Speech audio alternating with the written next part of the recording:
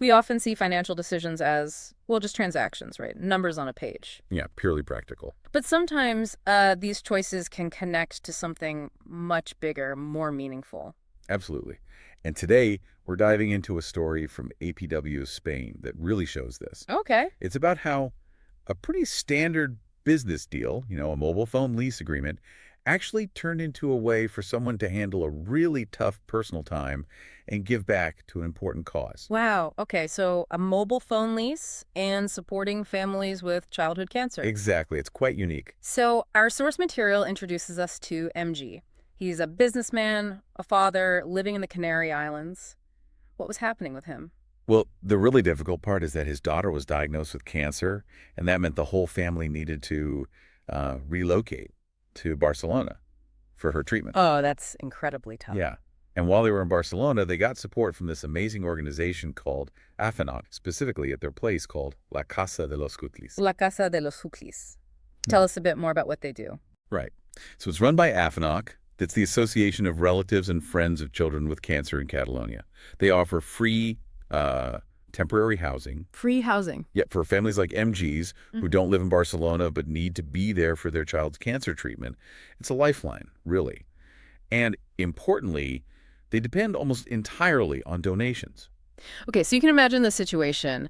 MG's there, his daughter's getting treatment, the family's staying at this place funded by charity, and he's also trying to manage his business from afar, which leads us back to this mobile phone lease agreement. Right. So while all this is going on, he starts looking into capitalizing his phone lease. Capitalizing. What does that actually mean in this context? Basically, it's getting a lump sum payment for the value left on the lease instead of, the usual monthly payments. Right. He got quotes from APW Spain, but also from some of their competitors. Okay, comparing offers. Makes sense. But reading through this, it feels like it wasn't just about finding the best price for him. No, exactly. That was key part. The information suggests he specifically went with APW Spain because they were willing to help him donate part of the money he received. Donate it back. Yes, donate it back to AFNOC, the very charity supporting his family at La Casa de los Suclis. He wanted to integrate that personal value, that gratitude, into the business deal. That's quite something. How did APW Spain react to that request? It's not exactly standard procedure, I imagine.